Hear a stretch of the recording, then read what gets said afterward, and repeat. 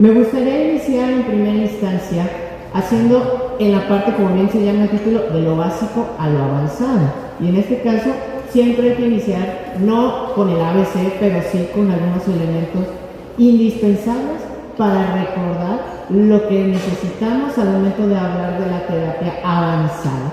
Y aquí en este caso, pues por supuesto que tuve que recortar muchos elementos de estrategias por el tiempo, pero sin duda espero que lo que les traigo el día de hoy les vaya a dar mucha utilidad nuevamente. Bueno, en primera instancia me gustaría recordarles que cuando hablamos de diabetes mellitus es una condición que tiene una gran cantidad de factores etiopatogénicos y que por ende, nuevamente como lo hemos escuchado a lo largo de todas las conferencias y en todos los ciclos y actualizaciones médicas o de profesionales de la salud, pues la diabetes no se atribuye a una sola condición o elemento y que por ende se tiene que hacer una receta de cocina para atenderlo. La realidad es que la diabetes es muy artesanal y esto debido a que hay muchos procesos que van a estar conviviendo simultáneamente para poder ocasionar la afección que está teniendo el paciente frente a nosotros. Y en este caso, vean, quienes acordarán, quienes sean un poquito de la vieja escuela, aquí como su servidor, seguramente habrán escuchado en un inicio como el famoso octeto ominoso descrito en aquel entonces por el doctor de Frunze. Pero vean que hoy en día de los 8 pasamos a los 10 onerosos y hoy estamos hablando de los 12 deleterios enfocados en la fisiopatología de la diabetes. Y aquí en este caso los voy a pasar rápidamente para hacer una recapitulación y que nuevamente los invito a que hagamos esta reflexión de que la realidad de la diabetes hay muchos elementos que están conviviendo pues, de manera simultánea que van afectando propiamente el proceso en el paciente. Estas afectaciones en la célula beta o en los islotes beta pancreáticos que puede estar condicionando que el paciente viva con tipo 2 o que desarrolle una diabetes tipo 1 de manera inmediata, y que recordemos que este porcentaje de masa de islotes beta pancreáticos va a irse afectando, va a irse perdiendo a lo largo de la misma historia natural de la diabetes. También no olvidemos que al ser una condición metabólica, también está siendo afectada por los otros procesos de algunos otros sistemas u órganos que anteriormente pensábamos, como en el caso del tejido adiposo, que solo era reserva, pero en realidad hoy en día sabemos que es una máquina endocrinológica que también fomenta, secreta y genera vías que pueden estar alterando los procesos que previamente ya conocemos en el aspecto de la fisiopatología de la diabetes. De igual manera, el contrarregulador o el némesis de la insulina que se genera o que se secreta propiamente en las células alfa, que será el glucagón, puede llegar a también tener sus quiebres en ese aspecto. Y hoy en día, una de las familias o una que va muy asociado dentro de los esquemas de tratamientos actuales, que son los análogos de la amilina, ya que también la amilina se ha descubierto que tiene un papel fundamental en la parte de la secreción y la sensibilidad de la insulina en el paciente. Quienes tengan la oportunidad de trabajar o de viajar en algunas otras partes fuera de México, seguramente se habrán topado con pacientes que dentro de su frasco de insulina tienen propiamente un análogo de amilina. Y esto debido a que la amilina nos ayuda a reducir hasta un 50% la dosis total de terapia insulínica que el paciente necesita y que, por ende, es una estrategia valiosa para evitar el fenómeno de hiperinsulinización. Sin embargo, lamentablemente todavía hoy en día en México no tenemos análogos de amilina, ni siquiera en terapia combinada con la insulina, pero esperemos, tengamos fe en que en los próximos años logremos tener, aunque sea una sola presentación con la amilina para poder mejorar lo que sería el ajuste del tratamiento del paciente. De igual manera, el famoso tracto gastrointestinal, que se habla mucho del aspecto de la microbiota, que sí los análogos de incretina, que de alguna manera pues también están ocasionando este proceso. Y como sabemos bien, la hiperdulcemia tiene componentes que generan un ambiente inflamatorio y que por ende también altera lo que es el sistema inmune. Y que esto no hace otra cosa más que fomentar el estrés oxidativo, los productos finales de glucosilación avanzada y algunas vías o segundos mensajeros que están muy asociados en procesos profibróticos y proinflamatorios. Pero el sistema nervioso central tampoco pierde el foco dentro de estos componentes, ya que sin dejar atrás la parte de que podemos tener ahí una alteración en la regulación del apetito, que hoy en día cuando se habla del tema de obesidad y de estos famosos diferentes fenotipos asociados con obesidad, tenemos uno que se le llama el cerebro hambriento. Y esto debido a que hay alguna alteración en estos procesos o en estos neurotransmisores que están fomentando que el paciente, pues sí, trate de cuidar su alimentación, pero el detalle es que el paciente, por una desregulación a nivel del sistema central, tiene esta sensación de hambre. Y no es porque el paciente esté estresado, no es porque el paciente se quiera comer el panecito porque está viendo llover afuera en su ventana, sino más bien es porque tiene esta necesidad debido a una alteración, una desregularización en el sistema propiamente del sistema nervioso. También una de las familias de tratamiento farmacológico que no vamos a tocar, que generó un mito muy importante y que justo dejó o posicionó el riñón como un elemento característico dentro del mantenimiento de la hiperglucemia en el paciente, que es el riñón con estos famosos cotransportadores de sodio-glucosa tipo 2, ya que perpetúan el ambiente hiperglucémico. Y por último, pero no menos importante, hablando un poco del intestino, del estómago, y aquí ya les mencionaba un poquito relacionado con la famosa microbiota, que hoy en día también parece que la microbiota tiene un componente importantísimo dentro de las alteraciones a ese nivel, y que tocando nuevamente la parte de los fenotipos de obesidad que hoy en día también se discuten en los foros, pues tenemos el famoso intestino hambriento, debido a que la alteración en la microbiota está favoreciendo que haya el incremento de algunas estirpes bacteriológicas que generan esta sensación, esta estimulación de hambre en el paciente, y que nuevamente no es porque el paciente realmente tenga esta necesidad a través del sistema nervioso, sino es que tengo hambre porque ya estamos en ayuno y estamos teniendo la sensación de hipoglucemia, sino es que más bien las bacterias están secretando tantas sustancias químicas que están fomentando esta señalización de hambre en el paciente. Pero bueno, el tema de obesidad es harina de otro costal, pero creo que era una situación muy importante para que vean que todas las situaciones están interconectadas. Si bien estamos hablando de diabetes, vean que no dejamos de mencionar aspectos a nivel del riñón, aspectos a nivel gastrointestinal, a nivel de la adiposopatía, entre otros elementos. Pero bueno, ya entrando en materia de interés de nuestra plática, hablemos ahora de la terapia insulínica. Y en este caso me gustaría iniciar con esta diapositiva que me parece increíble, porque hoy en día no me gustaría decir el término que vivimos infoxicados con un montón de presentaciones de nuevas terapias, de combinaciones, etc. Pero siendo muy francos, ¿cuál es la reducción esperada mínima que se debe de observar de hemoglobina glucosilada a través de las distintas familias o opciones de tratamiento? Y lejos de pensar o de dirigirnos sesgadamente hacia la insulina, porque es el tema de nuestra charla del día de hoy, me gustaría dar un mensaje muy poderoso. Y vean el primer escalafón que tenemos aquí en la tabla. El cambio de estilo de vida tiene la capacidad, cuando se implementa de manera efectiva, de lograrnos reducir hasta un 2% de hemoglobina glucosilada. ¿Quieren hacer una comparación con las otras familias terapéuticas? Hagan ese ejercicio personal. El paciente, con una buena adecuación de una dieta y una actividad física bien implementada y consciente en el paciente, puede llegar a superar hasta algunos tratamientos farmacológicos.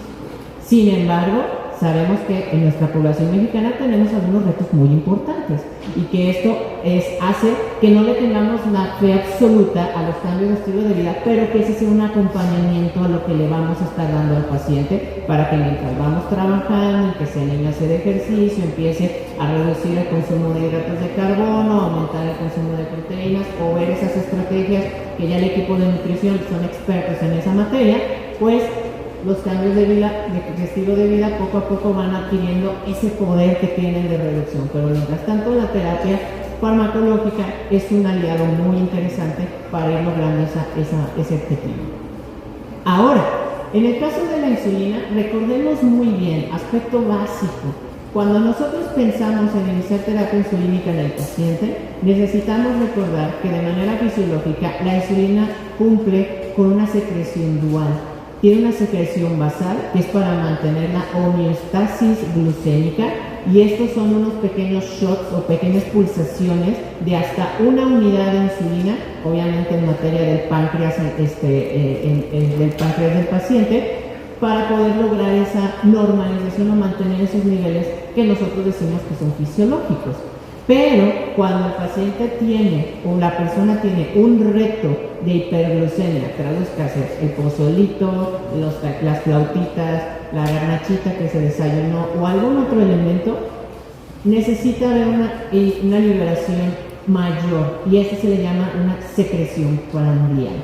Cuando nosotros tratamos de traducir esto en terapia insulínica exógena, acuérdense muy bien que entonces se traduce a insulina rápidas e insulinas basales, porque al final las insulinas basales tratan de simular esta secreción basal que tendría el paciente, este shot, estas pulsaciones para mantener estos niveles las 24 horas del día, mientras que la secreción prandial, que es esta insulina rápida o ultra rápida que le estamos dando al paciente para evitar que tengamos un evento de hiperglucemia secundario al proceso de alimentación o al reto de hiperglucemia propiamente. Pero hay otra situación muy interesante, y no me canso de repetirla en todos los foros porque sigo encontrándome con áreas de oportunidad en este caso, y es que la pregunta de cajón: ¿sabían ustedes que el metabolismo de la insulina que el paciente produce de manera endógena contra la que nosotros le estamos administrando no es igual? Y no necesariamente no necesitan responderme porque aquí viene la respuesta, lo pueden ver claramente, es no. La insulina que un paciente produce de manera endógena, hablando de un paciente de diabetes tipo 2, así sea poquita, mucha o la cantidad que sea, se elimina principalmente por vía hepática. Pero la insulina que nosotros le estamos administrando de manera exógena se metaboliza o se elimina principalmente por riñón. Por ende, no me sorprende a mí que cuando el paciente empieza con hipertensión arterial y le estamos indicando una terapia diurética, de repente no pierde el control con la terapia insulínica. ¿Por qué motivo? Porque el riñón está trabajando y está eliminando más rápido la insulina que ya tenía estandarizada en el paciente. Y esa es una situación que les digo, no me canso de repetir porque es un evento muy característico y altamente frecuente que luego nos llegamos a topar, que el paciente llega o pide una asesoría y es la pregunta de cajón: ¿tiene hipertensión? ¿Qué tipo de medicamentos está utilizando? Y te puedes encontrar fácilmente con que está usando un diurético o está utilizando otro medicamento que acelera la producción de eliminación o de metabolismo a nivel renal. Esta infografía me encanta mucho y está tomada efectivamente de la Federación Mexicana de Diabetes, y aquí aprovecho para hacer la acotación de que justo como esta, hay muchas otras infografías que son de gran utilidad para poder hablar, platicar directamente con el paciente. Y es que vean, esta es como nuestra cartilla de vacunación, pero en la terapia insulínica. Y aquí podemos ver los códigos de colores, los tipos de insulinas o el esquema de insulina y cómo son las características de pico de acción, si tiene o no tiene, cuando inicia, recomendaciones que se tienen que considerar al momento de estarla utilizando. Y lejos de pensar que, bueno, aquí viene como el acordeón para nuestras clases de cuando queremos recordar de qué insulina es lo práctico para poderlo interpretar. Y si no, hagan el ejercicio conmigo. Vean los colores que están en la segunda columna, que viene, por ejemplo, café Lispro, naranja para Aspar. Y con solo ver el código de colores, díganme qué insulina es esta. Sencillísimo. Esta es una insulina Aspar. No me interesa la marca, probablemente no quisiera saber cuál es el nombre comercial, pero por el color ya sé que es una insulina ultra rápida. Y vean este otro ejercicio. ¿Cuál creen que sea? Pues es una insulina regular. En este caso, la insulina rápida, regular o insulina humana, en aquellos entonces cuando empezaron a hacer este cambio ya por tecnología biofarmacéutica. Ahora, bajo ese mismo escenario, pues también hay que recordar que tenemos distintas presentaciones de insulina. Las bien conocidas, que son estos frascos ámpulas, también tenemos los cartuchos para las plumillas, pero seguramente algunos conocieron o escucharon, porque en México no llegó esta situación, que también había cartuchos para insulina inhalada. Entonces, no es un sueño romántico del paciente diciendo que una vez quise tener un inhalador de insulina. Sí existía, en México no llegó, pero desafortunadamente por muchos aspectos, hablando de farmacocinética y farmacodinamia, no tuvo el éxito esperado. Era muy bueno para disminuir la posología o la dosificación de la dosis total de insulina, pero el detalle es que era un poco más costoso y había ciertas reacciones adversas a nivel de tracto respiratorio, y solo se utiliza en algunos países de Europa. Aquí en México, por ejemplo, no. En Estados Unidos puede que lo tengan, pero no se comercializa ampliamente, debido a que no tuvo mucha expectativa, pero no tuvo tanta aceptación debido a estos elementos. Y bueno, para los que están aquí porque no alcanzaron algún espacio en el taller, también les tenía preparados algunos pequeños brevarios relacionados con la técnica de aplicación y más que nada enfocado en la característica de los tips. Si se fijan, estas jeringas aparentemente se ven iguales, pero no lo son. Y es debido a que inclusive cuando nosotros vamos a indicar una terapia insulínica inyectable, porque el paciente va a utilizar un frasco ámpula, en este caso hay que recordar claramente que también entre las jeringas hay diferentes gamas. Y si no, lo podemos ver aquí, desde el simple hecho de que tenemos de 30, 50 a 100 unidades o mililitros en este caso, también hay que entender algunos elementos. Y es una pregunta de cajón que muchos pacientes seguramente nos hacen. Y es que cuando yo le quito la tapita veo que tiene un cuellito, y ese cuellito obviamente es un espacio muerto. Como yo no sé cuánta insulina, a lo mejor es 1 o 2 unidades de insulina, pues entonces si me está indicando 10, le pongo 12 a la jeringuita porque se van a quedar 2 atrapadas ahí. La respuesta es que sí, es un espacio muerto, pero el cálculo que viene aquí en cada una de las rayitas ya considera este espacio muerto.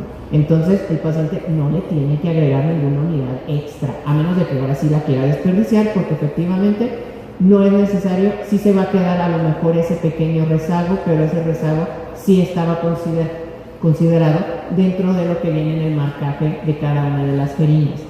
También uno de los principales miedos que le tienen al paciente pues es obviamente la aguja. Y en este caso vean que hay diferentes calibres y longitudes. Y en este caso, lejos de que nos preocupemos de que el tamaño de la G, porque mientras más G es igual a más grande o más grueso el tamaño de la aguja, pensemos más en el aspecto de la longitud, ya que la longitud va a ocasionar que el paciente necesite o no algún ajuste en la técnica de aplicación. Y eso es lo más importante. En la terapia insulínica en jeringas, obviamente vamos a tener los tamaños en las plumillas, es mucho más pequeño, de 5, de 4, inclusive hay unas que son de 3, pero en las que tenemos para que el paciente se aplique directamente, como estamos viendo aquí en la imagen, normalmente hay que estar buscando entre las de 5, de 8, porque la de 12.7 es más para terapia inmunológica. Pero luego al rato, los de la farmacia le quieren vender la de 12.7 porque ya se les acabó la de 5, les dicen que es lo mismo cuando no es así. Y también hay que concientizar esa parte de que no le crean tanto al que les quiere vender en la farmacia, porque seguramente tiene otros intereses, ¿no? Y bueno, en la parte de la capacidad de las escalas, lejos de ver que una más grandecita que otra para que le quepa más insulina, pensemos más bien en cómo está el escalonamiento. Porque imagínense ustedes que al hacer el cálculo de la dosis total del paciente le sale un resultado de 22 unidades totales. Entonces, en la jeringa de punto 3, que va de media unidad en media unidad, si pudieran ustedes hacer ese cálculo o hacer retirar esa cantidad específica de unidades. En la de punto 5 de 50 unidades internacionales va de 1 unidad en 1 unidad. Aquí también pudieran hacerlo. Y en el caso de la jeringa de 1 mililitro de 100 unidades internacionales va de 2 en 2. Si por algo este paciente que tenía 22 unidades, de repente le hacemos el ajuste y la bajamos a 21 o le bajamos a 23, esta jeringa ya no nos es útil. Porque a menos de que le hagamos al cálculo así a ojo calibrado, pues decimos, pues es que está entre la primera y la segunda, entonces es la mitad y ya estamos a las 23. La realidad es que no sabemos si efectivamente estamos dándole esa cantidad. Entonces, más bien, solicitemos o indiquemos al paciente que se compre la jeringa que le va a ayudar a hacer efectivamente el cálculo que necesita para evitar que vayamos a tener alguna mala dosificación, que en este caso uno de los principales miedos que le tienen tanto en los profesionales de la salud como los pacientes es que vayan a tener un evento hipoglucémico, y esto se debe a que no ajustamos de manera adecuada la dosis de la terapia insulínica. ¿Y para qué generarnos más complicaciones si desde el principio ni siquiera estamos usando la jeringa adecuada, ¿no? Entonces, más bien tratemos de optimizar o de reducir estos riesgos haciendo pues algunos ajustes que nos puedan ayudar a evitar este proceso. Luego, esta imagen es igualmente representativa para que vean justo el tamaño o el calibre de las agujas, para que entendamos que mientras más larga, más es el riesgo que se haga una administración incorrecta, tradúzcase intramuscular, y que esto, lejos de que el paciente vaya a tener un evento hipoglucémico, esta insulina que le iba a durar 12 horas, se la va a absorber en esa hora o en esas 2 horas, y que entonces ese paciente va a tener un evento de disminución acelerado y después ya no va a tener nada, y lo que va a ocasionar que se dificulte el mantener la normoglucemia en este paciente. Y es de ahí donde viene cuando tenemos estas jeringas que pueden aumentar el riesgo de desarrollar esta mala técnica de aplicación, es cuando podemos utilizar la estrategia del pellizco para poder asegurarnos de que aumentemos el espacio por donde puede estarse administrando esta aguja para hacer una buena técnica de colocación de la insulina. También podemos utilizar la estrategia de la angulación. Habitualmente es a 90 grados, pero conforme va aumentando el riesgo, la posibilidad, tenemos que ir haciendo el ajuste a 45 grados. Que en este caso no es que el paciente luego tenga que acordarse cómo tiene que hacer 90-45, sino que simplemente la mitad de lo que podría llegar a ser los 90 grados es como el escenario más habitual o más cómodo para poder estar educando al paciente de esta manera. Y aquí podemos ver justamente lo que les mencionaba. Cuando tenemos en niños y en adolescentes o en adultos, estas agujas de 5 mililitros, recuerden que los que no nos interesan, sino más bien la longitud de la aguja, podemos hacer la técnica sin pliegue, o sea, en el pellizco, y a 90 grados. En el caso de los 8 milímetros, en niños y adolescentes ya se recomienda hacer la técnica del pellizco, de hacer este pequeño abombamiento, y en el adulto puede que no sea necesario. Y finalmente la de 13 milímetros, que como les decía, prácticamente es la que se da más bien para terapias inmunológicas y no necesariamente para dosificación de insulina, pues no se recomienda en niños, adolescentes y en adultos. Vean que es con la técnica del pellizco y a 45 grados. Porque aun cuando le hagamos la técnica del pellizco, dependiendo por la longitud, puede haber un riesgo importante para desarrollar una mala técnica de aplicación, y que es justamente lo que queremos evitar. Ahora, también hay otras tecnologías que son mucho más cómodas para el paciente. Todavía no se han escuchado, no se han implementado tan frecuentemente, pero tenemos algo llamado iPods, los cuales son literalmente como un freestyle libre, nada más que de aplicación de insulina, en donde es un puerto que el paciente se coloca y que ese es el que va a estar utilizando para hacerse la administración de la insulina, que de alguna manera nos puede ayudar a resolver el miedo de estarse aplicando múltiples veces al día, y de alguna manera también para tratar de hacer que sea menos dañino la técnica de administración en el paciente, porque se pica muy fuerte, porque se pica siempre en el mismo lugar, y esto puede ocasionar las famosas lipodistrofias. Sin embargo, bueno, todavía falta generar experiencia con el uso de estas nuevas tecnologías, pero es una estrategia muy interesante y que inclusive probablemente en el transcurso de este año, o si no iniciando el siguiente, van a escuchar que hay ya ahora también otros dispositivos médicos que son insulinas que administran la terapia por presión osmótica y que por ende no tienen una aguja. Entonces, imagínense ustedes administrarse la insulina con este bombeo de aire, por ejemplo, como un shot de aire, como de pistola de aire, pero sin necesidad de que el paciente se esté picando. Claro, viendo la declaración de los factores o de los riesgos asociados con este dispositivo médico, no se pierda la posibilidad de generar lipodistrofia, es decir, el paciente tiene que seguir rotando las zonas, pero ya es más cómodo y es más tranquilo el paciente, porque como ya no ve una aguja, ya no va a sentir el piquete, pues ya está, se puede sentar tranquilamente, puede recordar dónde se picó o empieza a explorar otras zonas, entonces le da más seguridad al paciente para que haga una técnica correcta. Bueno, ahora entrando a la parte del ajuste o del inicio del esquema de la terapia de insulina. Y aquí en este caso, obviamente por razones de tiempo, no voy a poderles compartir muchas estrategias o elementos, pero sí les quiero dar algunas estrategias o tips para ajustes.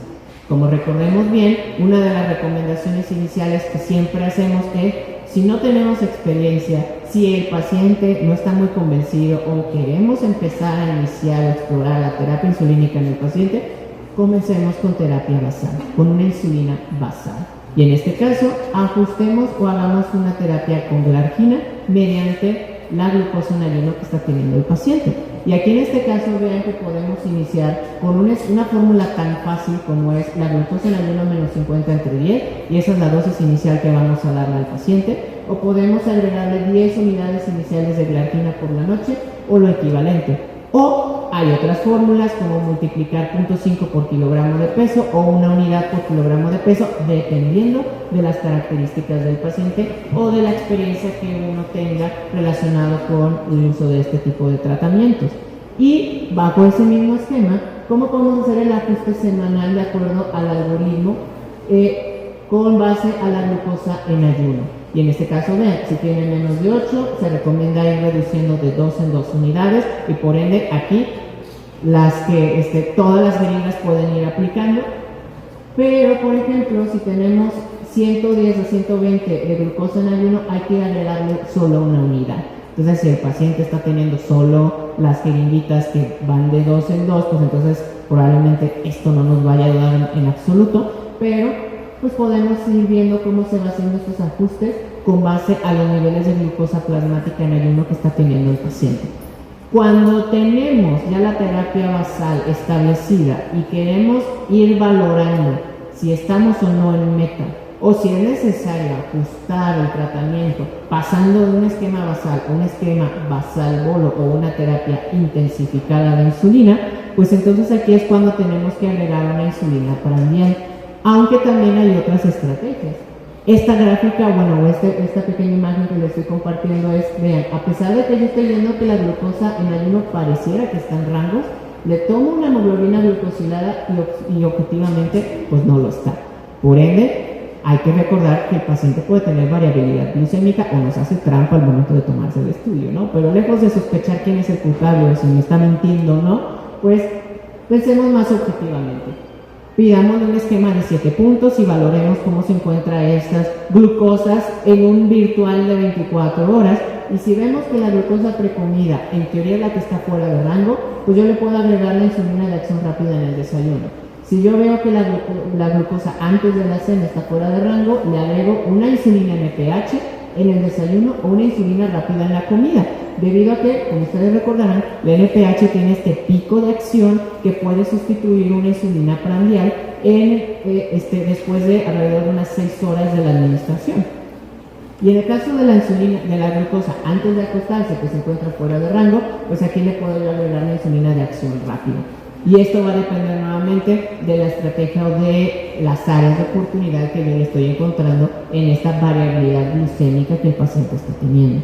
Pero si yo no quiero estarle jugando al detective y quiero ver si está precena, precomida, pero lo que sea, pues quiero iniciar esquema de intensificación y me quito el apuro de estarle pidiendo el esquema de 7 puntos, pues entonces podemos iniciar ya propiamente terapias con insulina prandiales. Ojo, prandial como complemento de la basal. No se recomienda iniciar con las insulinas rápidas antes de haberle administrado o haber establecido el esquema basal, porque el paciente tiene mucho más riesgo de desarrollar eventos hipoglucémicos, y un evento hipoglucémico mal realizado o que el paciente se le haya pasado muy mal, prácticamente automáticamente descarta la terapia o no lo volvemos a ver o ya no quiere saber nada de materia de diabetes porque la pasó muy mal. Entonces también tengamos mucho cuidado en ese aspecto.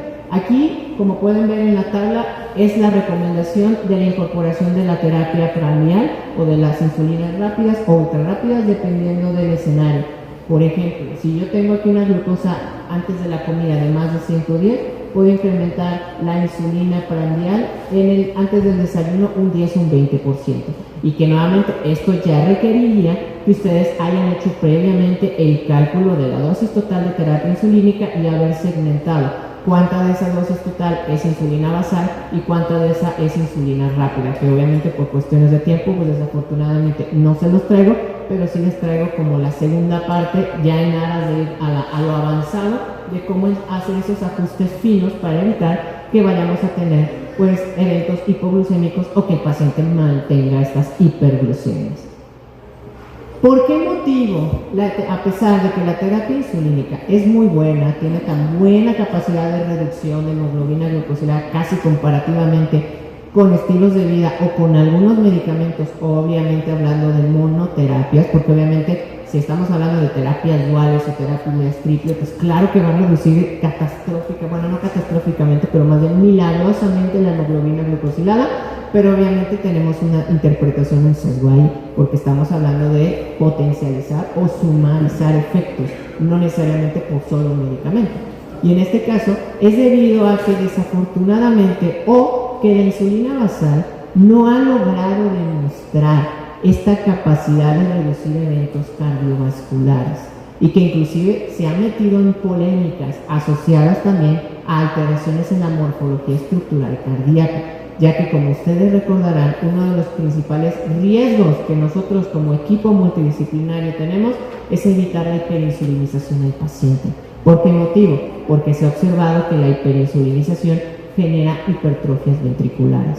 Y el paciente con hipertrofia ventricular está un paso adelante a desarrollar la miocardiopatía diabética o ponerle todavía un nombre mucho más fuerte, desarrollar insuficiencia cardíaca. Como recordarán bien, es la primera manifestación cardiovascular que el paciente tiene. Pero eso no significa que la insulina es la mala, sino más bien una insulina mal utilizada puede concebir ese tipo de riesgos como cualquier otro medicamento que no se utiliza de manera adecuada. Y por ende, pues ha tenido ese tema polémico. Pero bueno, tampoco no la podemos colocar en la última posición dentro de todas las otras terapias antidiabéticas, ya sea inyectadas u orales, porque al final hay otros medicamentos ya también de nueva generación que no han logrado demostrar estos elementos, sino que tienen este mensaje de seguridad cardíaca, como la insulina pudiera llegar a tenerlo también, aunque no necesariamente lo cumple porque no tiene propiamente un estudio. Pero vean en este caso, aquí algunos otros ejemplos de terapias clásicas o terapias innovadoras o de nueva generación, que bueno, también tienen estas áreas de oportunidad en el tema. Entonces no nos casemos o no le quitemos también la utilidad a la terapia insulínica solo por el hecho de que no disminuye eventos cardiovasculares, porque insisto, se puede complementar con algo que le ayude a darle este beneficio cardiovascular al paciente. Y esto solo va a depender el utilizarla o no con base a algoritmos, a nuestra experiencia médica y a los valores y preferencias del paciente, que sin duda no deja de ser uno de los más importantes. ¿Cuáles son estas tres prioridades, por tanto, después de esto que mencionábamos de seguridad cardiovascular? Y aquí en este caso, para no entrar en esa materia, porque ya han tenido muchas pláticas, de hecho el día de ayer el doctor Barter habló justo del síndrome cardio-renal-metabólico del paciente, que hoy es el día de lo que se conversa en todos los foros médicos y que inclusive seguramente para el siguiente año ya vamos a cambiar de speech, porque ahora ya estamos hablando de la adiposopatía o de la diabesidad, debido a que se está encontrando que pues en realidad una de las causas raíces más importantes es justo la obesidad o la gran concentración de masa adiposa en el paciente.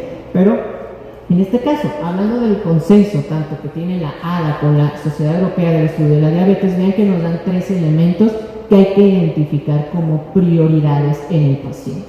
En el primero de ellos es justo evaluar o descartar enfermedad cardiovascular, falla cardíaca o enfermedad renal crónica en aras de este abordaje cardio-renal-metabólico que ya mencionaba anteriormente. También hay que siempre estar evaluando y buscando estrategias que nos eviten incrementar el riesgo de eventos hipoglucémicos. No tanto por la parte de que un evento hipoglucémico puede llegar a tener algunos desenlaces potencialmente fatales, que claro que es importante, pero pensando en tratamiento crónico, los eventos hipoglucémicos van disminuyendo la adherencia terapéutica en el paciente, y que eso obviamente lo que queremos es evitarlo, porque al final no es una gripa. El paciente va a necesitar el tratamiento por una buena cantidad de tiempo, ya sin entrar en materia de discusión del término de remisión de diabetes o diabetes controlada, para poder hacer ajustes o suspender tratamientos, que tampoco no se recomienda, pero pues va a depender de algunas situaciones muy en particular. Y en la última, estamos hablando de pacientes que se van a beneficiar con la pérdida de peso, que aquí en este caso nuevamente, por lo que ya les mencionábamos, de que hoy en día estamos tratando de dialogar por invitar a que el paciente y el equipo multidisciplinario busque también el hacer que disminuya el peso, porque al final este tejido adiposo genera resistencia a la insulina ocasiona que el paciente requiera mayor tratamiento o ajustes hacia arriba de la terapia, y entonces generamos un círculo vicioso que por supuesto que no es ni benéfico para el paciente, ni para el sistema de salud, ni para nosotros que estamos allá pendientes. Ya le volví a subir la glucosa, y ahora qué le voy a hacer, ahora por dónde le voy a ajustar, o en qué estamos haciendo mal, etcétera, etcétera. Como simplemente parteaguas para poner justo esta bocanada relacionado, ya han presentado mucho la guía de LADA, yo les voy a compartir otra para que no se queden solo con la misma, que es justo la guía o las recomendaciones de la Sociedad Americana de Endocrinólogos Clínicos. Otro algoritmo también bastante útil y muy recomendado para quienes no sean tan fanáticos de LADA o que quieran una segunda opinión, que en este caso no es que estamos peleados uno con las otras, sino que más bien son diferentes posicionamientos. Y también van a ver que no están tan desalineados, sino que más bien son colorcitos diferentes, son diagramas de otra forma. Véanlo de esta manera. Aquí en esta primera es justo el algoritmo de tratamientos enfocados en glucocentrismo. Tradúzcase, si lo que yo quiero en primera instancia es disminuir la glucosa en el paciente, que hoy en día no es la estrategia que se recomienda de manera inicial o preferentemente, pero puede llegar a ser algo, debido a que en este caso nos están pidiendo que pensemos también en cuáles pudieran ser las barreras o limitantes del paciente. Y aquí en este caso puede ser un tema de sobrepeso y obesidad como el principal componente, porque yo le veo ese IMC, yo le hago el cálculo de riesgo cardiovascular y está tan elevado por este sobrepeso importante que tiene el paciente, por esta dislipidemia, y por ende yo, médico tratante de este paciente, decido que el componente sobrepeso y obesidad es el primero que debo de atender en esta vina de diabesidad. El riesgo de hipoglucemia, una paciente frágil, un paciente pediátrico, un adulto mayor que no es frágil pero que vive solo, que no tiene tanto cuidado, un paciente que está en etapa laboral pero que es descuidado con la agenda o es descuidado con su salud y que tiene jornadas que no le permiten estar atento. Ya son las 5 de la tarde, me tengo que tomar un medicamento porque está trabajando, está conduciendo, está en el camión, está en muchos lugares. Entonces también el proceso sociocultural y la creencia del paciente, claro que va a tener un componente relevante al momento de estar segmentando o adecuando la terapia oportuna y más estratégica para él mismo. Y el costo, que por supuesto en materia de nuestro país no deja de ser una situación relevante, y la parte de si tiene o no hiperglucemias severas. ¿En dónde se encuentra la terapia insulínica? Por ejemplo, en este esquema o en este algoritmo de la Sociedad Americana de Endocrinólogos, en la parte de aquí. Cuando el paciente tiene hiperglucemia severa. ¿Pero qué es hiperglucemia severa para ellos? Porque aquí viene, pero está la letra tan chiquita que seguramente no la alcanzan a ver, pero yo les voy a decir. Cuando tiene hemoglobina glucosilada arriba de 10 o cuando tiene más de 300 de glucosa plasmática. Además de que tenga o no síntomas de catabolismo activo. Entonces, ese paciente que llega al área de urgencias porque debuta con diabetes y le toman el Destroxis y el glucómetro te está saludando porque supera la detección máxima que puede llegar a tener, entonces ese paciente es candidato a iniciar terapia insulínica.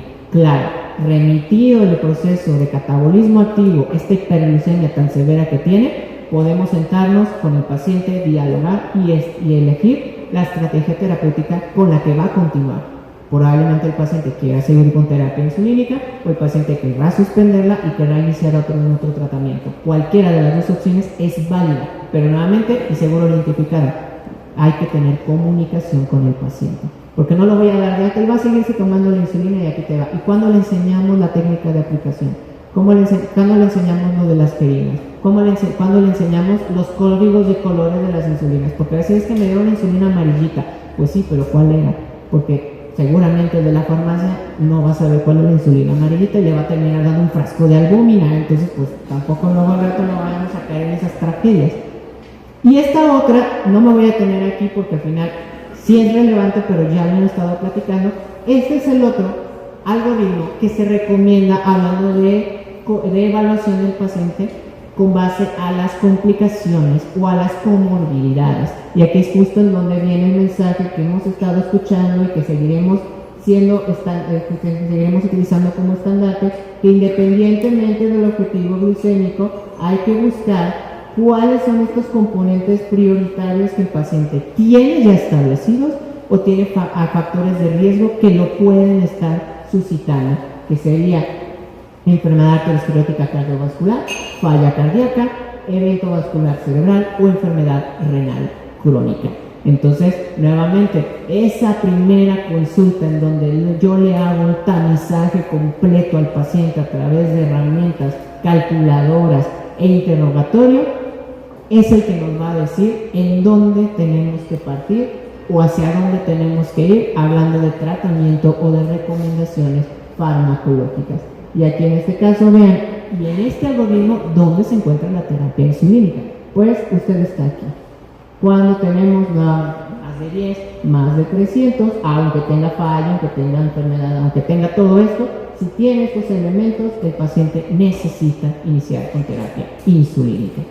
Se recomienda, ya les decía, y aquí lo viene bien especificado, terapia basal o insulina basal, pero ya dependerá de cuando lo vayamos a dar de alta, si le queremos mantener el esquema basal, le vamos a hacer esquema intensivo, basal bolo, o le vamos dando shotcitos de insulina prandial con base a las hiperglucemias durante los procesos de alimentación. Ahora, esta otra imagen también es para que le tomen fotografía porque es valiosísima para el caso de identificar qué significa la hemoglobina glucosilada, porque decimos que sí es el promedio de glucosas que el paciente está teniendo, sí, pero y al final cuánto es el rango que en realidad estaba teniendo. Y vean ustedes, en este caso les resalto la de 8 porque al rato es la más frecuente o la más común que estamos encontrando, y vean que en este caso el paciente que nos da un reporte de hemoglobina glucosilada de 8 porcentual nos está diciendo en miligramos por decilitro que en promedio tuvo 183 en esos 3 meses. Y el rango o el intervalo que podía llegar a tener es entre 147 hasta 217. Entonces vean que realmente nos está dando una indicación útil para poder ajustar la terapia insulínica. Porque yo no puedo ajustar terapia insulínica con hemoglobinas glucosiladas. Y luego al rato sucede es que sabe que nada más me alcanzó para la hemoglobina glucosilada, porque la hemoglobina glucosilada también me la pide el internista, el cirujano que me va a operar y bla bla bla, porque nadie va a pedir glucosas en ayuno de toma de sangre central. Entonces, si tenemos solamente la herramienta de la hemoglobina glucosilada, pues convirtámosla en este promedio de glucosas, que es la que nos va a ayudar a hacer efectivamente ese ajuste de tratamiento. Otro elemento también muy útil y precautorio al momento de hablar de la terapia insulínica es cuando hablamos del ejercicio. Y esta pregunta es como al aire, no necesario que me la respondan, pero si hay un ejercicio introspectivo. ¿Sabían ustedes seguramente que hay ejercicio aeróbico y anaeróbico?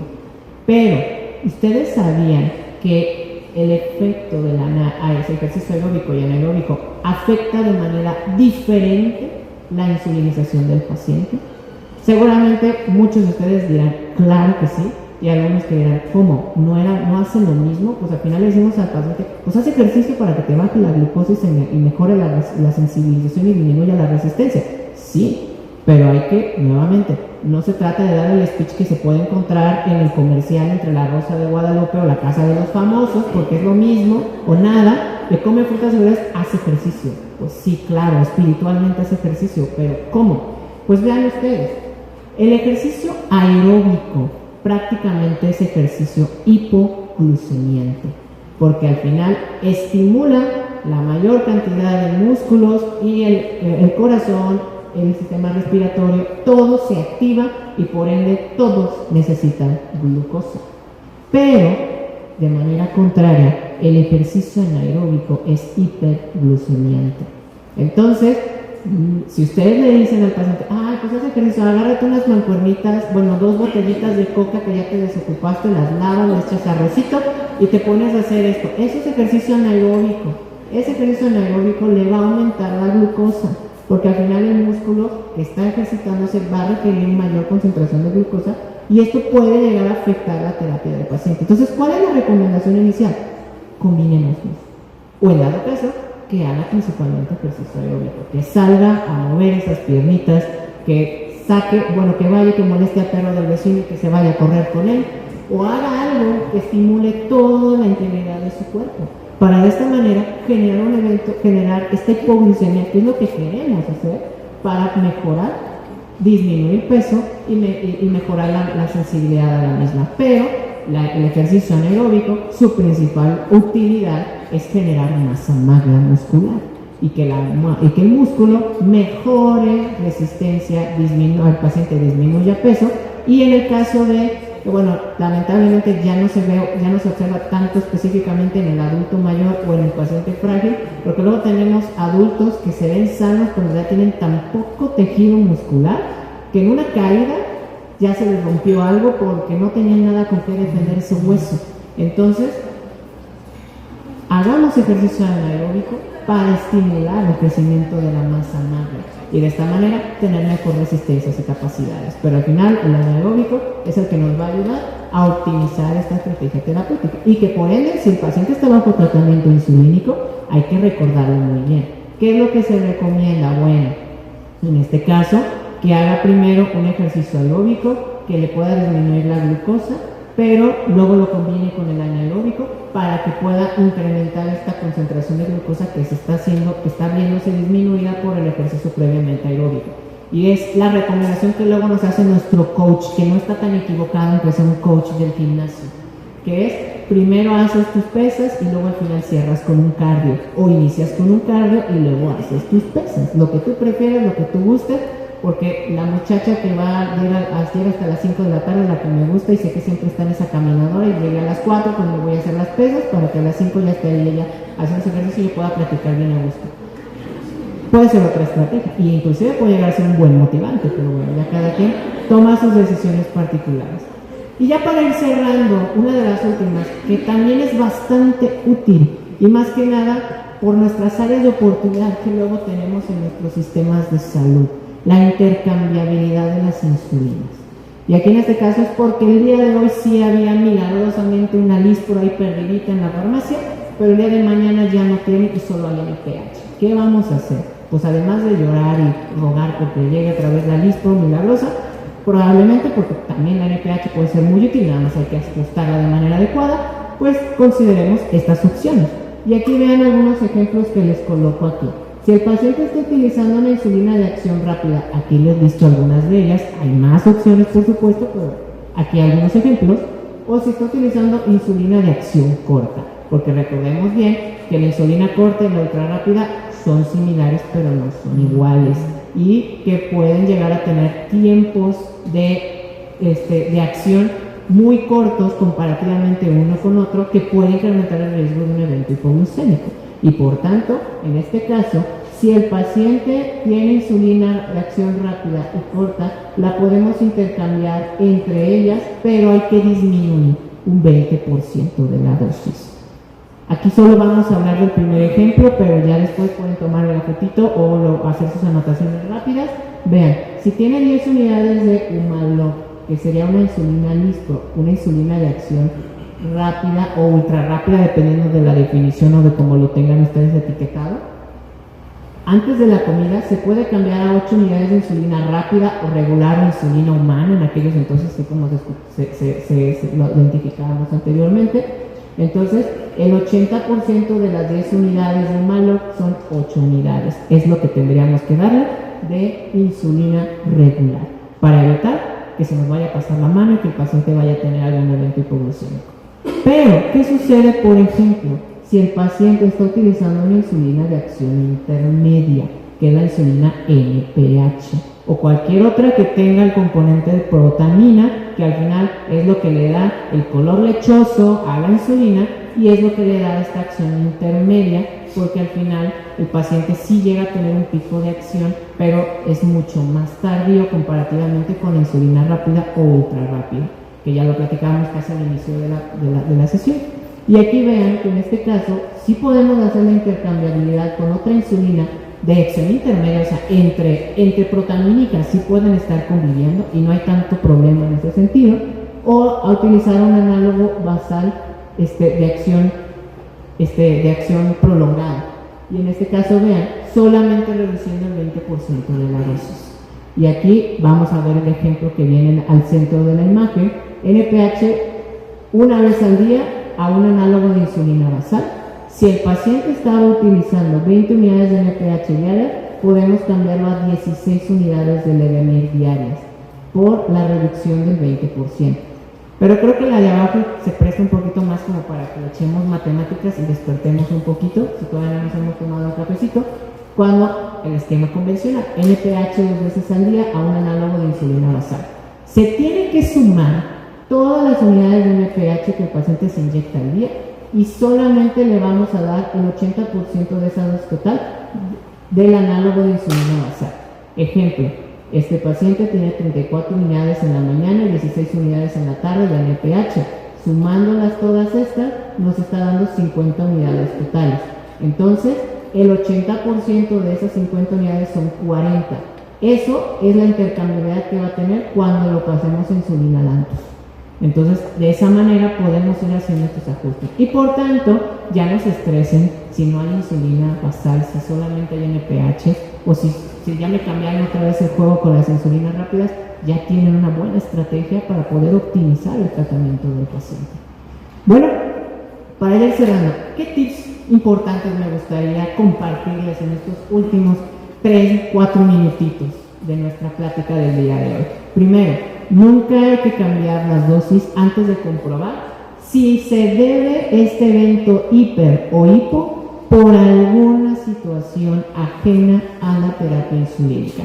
Tradúzcase dieta, ejercicio u otros tratamientos, como la terapia diurética, como algunos otros, como los inhibidores SGLT2 que también promueven la eliminación, la mayor secreción de agua, de glucosa y de otros componentes.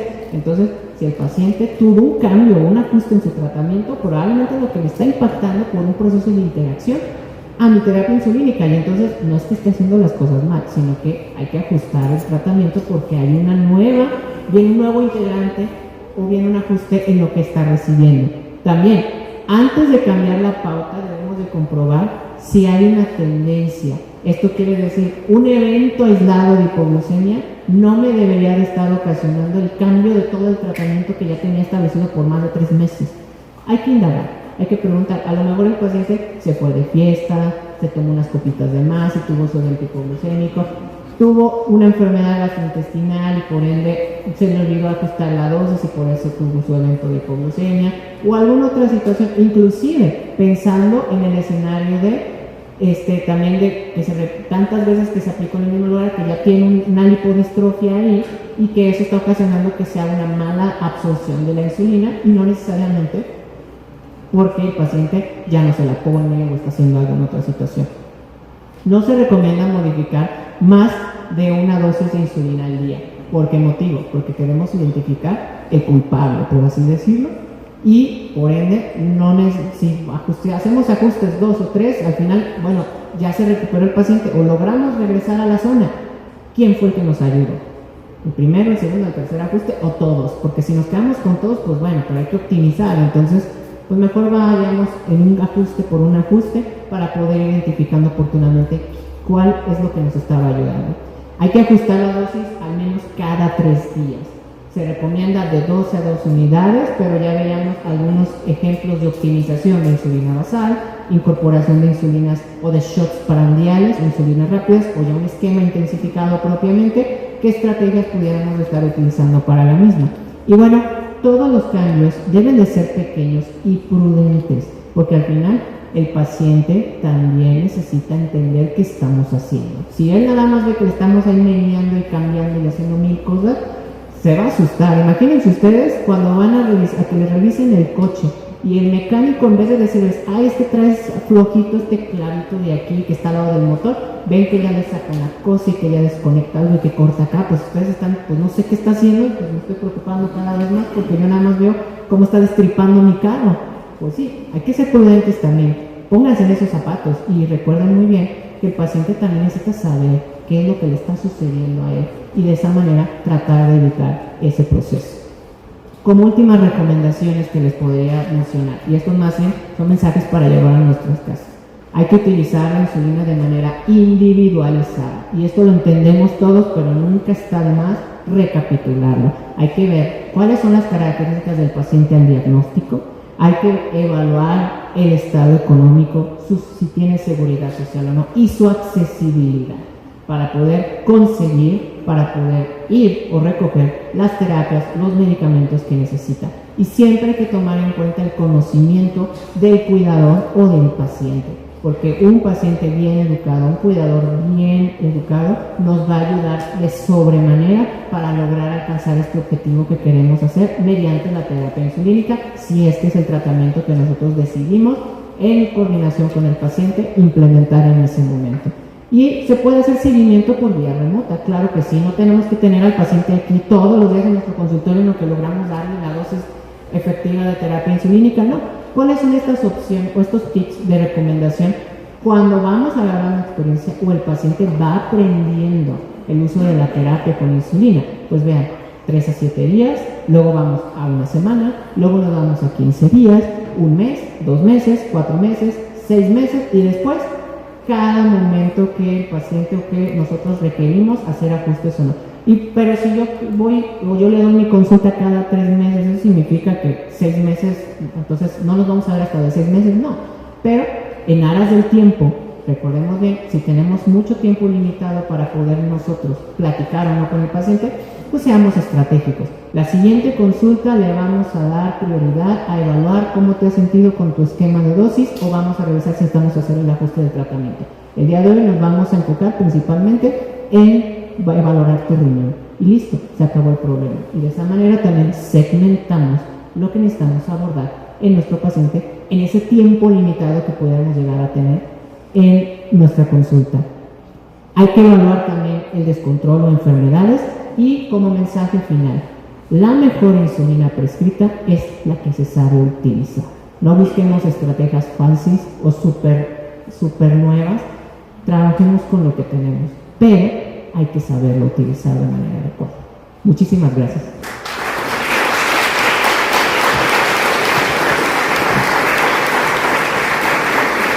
Muchísimas gracias, doctora Alan. Siempre es un gusto poder escuchar de manera muy sencilla, con estos tips, lo que nos podemos llevar nosotros para nuestro consultante. Tengo tiempo solamente para 3 preguntas. Tengo unas desde lo virtual, las voy a leer. ¿Qué se puede hacer, por ejemplo, cuando hay estas dietas cetogénicas, ¿no?, que se encuentran en síndrome climatérico, ovario poliquístico y hay combinación con uso de insulinas? Que estas terapias pueden ser utilizadas por corto tiempo o un tiempo prolongado. Creo que ahorita en los tips que tú dijiste, ahí podríamos responder esta, pero no sé si haya algo más. Pues por ejemplo, me voy a enfocar en el tema de síndrome de ovario poliquístico. Aquí en este caso, pues recordemos que seguramente el paciente va a estar utilizando alguna otra terapia que se tiene más indicación propiamente para síndrome de ovario poliquístico, por ejemplo, metformina.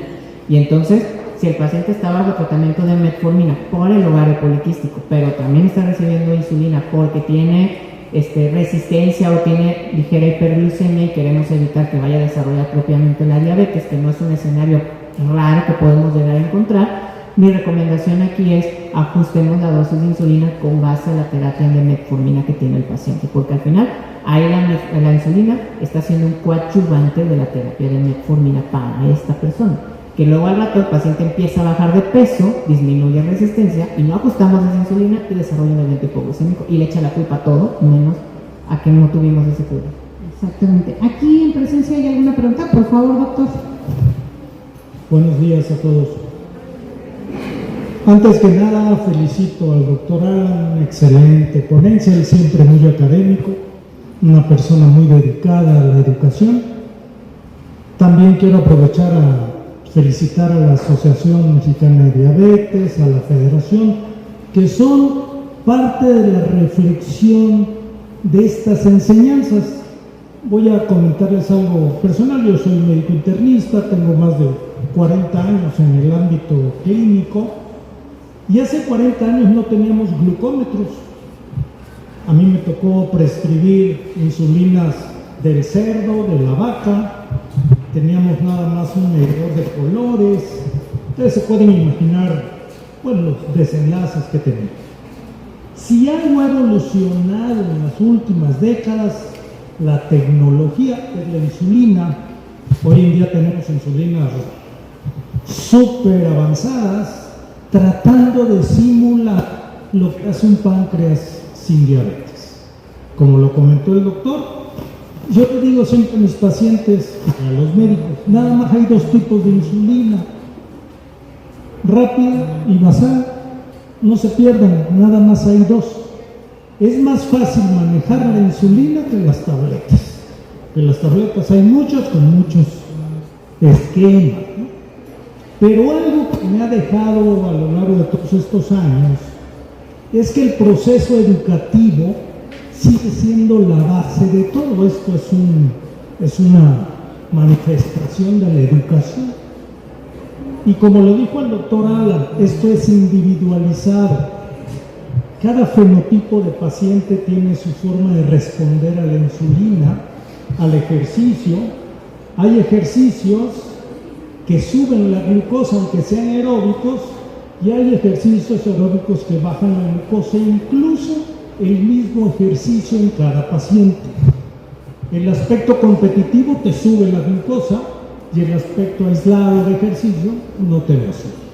Pero lo que quiero yo llegar es que la insulina no deben de tener miedo, porque esto a veces prescribimos fármacos de más peligro como una dexametasona. La dexametasona la receta el médico general, el pediatra, el internista, el trauma, y es más grave. He tenido pacientes con cetoacidosis por una inyección de dexametasona. Y es muy difícil tener una complicación con insulina si empezamos con estos esquemas basales que el doctor nos acaba de decir. Pero no hay como la educación. Y la educación para ustedes, y de nosotros, y la educación del equipo del paciente. Entonces yo creo que ese es un mensaje que quería yo comentar y bueno, y felicitar a todos ustedes que están recibiendo educación. Ayer comentaba yo del alfabetismo en salud. Y esto es parte del alfabetismo en salud de nuestra población. Muchas felicidades a los organizadores y al doctor Alan. Muchas gracias, doctor Rojas. Tenemos una última pregunta. Si me ayudan con el micrófono allá atrás, por favor. Y bueno, desde lo virtual, felicitaciones, excelente, gracias por todos los tips, por las recomendaciones. Y justo comentabas lo del ejercicio, ¿no? Cada uno de los pacientes tiene que ser individualizado, ir monitoreando antes, durante, después del ejercicio para encontrar su dosis perfecta, ¿no? Adelante, por favor, doctor. Buenos días, excelente ponencia, doctora. Me gustaría saber desde su experiencia y sus conocimientos, ¿cuáles serían sus recomendaciones a la aplicación de insulina, tipo de ejercicio? Si hay algún detalle que usted haya encontrado a partir de sus años de experiencia, sobre todo en pacientes pediátricos y adolescentes, en los cuales sabemos que la hormona del crecimiento tiene un impacto importante sobre la función de la insulina y que muchas veces es más complicado controlar a ellos por los picos que se llegan a generar de una forma bastante desordenada. Me gustaría saber algún detalle o algo que usted me pudiera compartir que me ayudara a mi labor. Claro. El mensaje que me gustaría compartir en ese sentido, el más importante, sería que hay que estar identificando principalmente, por ejemplo, la edad que tiene el paciente, porque sabemos que dependiendo si es mujer o si es hombre, hay momentos en el ciclo de la edad cuando empieza a tener este aumento de la concentración de la hormona de crecimiento porque estamos teniendo ya el proceso de adolescencia. Entonces, obviamente mujeres puede llegar a ser un poco más temprano que hombres. Entonces, en ese sentido, pues, si estábamos identificando que empezamos a tener eventos, por ejemplo, de hiperglucemia que no se está controlando, hay que sospechar si es un niño que está en esta etapa de crecimiento y desarrollo, pues probablemente pueda deberse a ese tema hormonal. Entonces, lo que normalmente es ir haciendo los ajustes con un poco más de cautela para evitar que se nos vaya a salir un poco la mano, porque al final tiene este evento hormonal, pero ahorita ya se puede contraponer un poquito este comentario, pero habitualmente el niño y adolescente es más físicamente activo, entonces ellos van a tener más capacidad de generar estos eventos de hiperglucemia debido a la actividad física. Entonces sí es un poco más retador sin lugar a dudas, porque normalmente el paciente empieza a ir a natación o hace ejercicio, juega fútbol, sale a la calle con el solazo y está sudando y está con todo eso, y que esto puede llegar a necesitar que tengamos que ir haciendo más ajustes. Entonces mi recomendación es ir con mucha más cautela en dosificar hacia arriba. Es más tranquilo ir dosificando hacia abajo por el tema de evitar un evento hipoglucémico, debido a que hay muchos otros componentes que pueden promover una hipoglucemia comparativamente con la hiperglucemia que podamos llegar a tener. Entonces sería mi mayor recomendación, ir con cautela, subiendo la dosis para evitar que vayamos a tener algún evento hipoglucémico.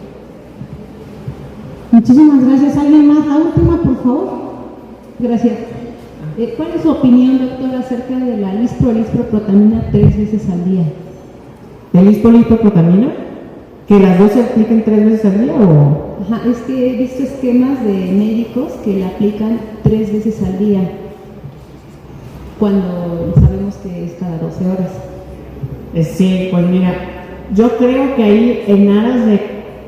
Yo pensando defendiendo ese tipo de esquemas tan particulares, yo quiero pensar que a lo mejor es para evitar que sea una dosis tan alta en una sola administración, pero también eso conlleva, o hay un trasfondo de educación importante ahí, porque la indicación del medicamento es, no es, por ejemplo, una insulina basal que tú le quieras aplicar, así se la estés poniendo 7 veces al día o se la pongas al inicio de la mañana, porque su duración es de 24 horas, va a ser el mismo fenómeno, nada más que aquí está haciendo que el paciente se aplique más, haya más riesgo de mala administración o mala técnica de aplicación, y el paciente va a gastar más porque va a tener que utilizar más insumos. Entonces ahí yo creo que hay más una estrategia de optimización por un trasfondo educativo. De hecho, a mí me ha tocado mucho ver el escenario de insulinas NPH que las administran, por ejemplo, 3 veces al día, como si fueran insulinas duales basales rápidas. Entonces desde ahí primero se asusta uno y después dice, bueno, ¿cómo lo trabajamos? Porque definitivamente se tiene que ajustar esto porque tiene muchas áreas de oportunidad, ¿no?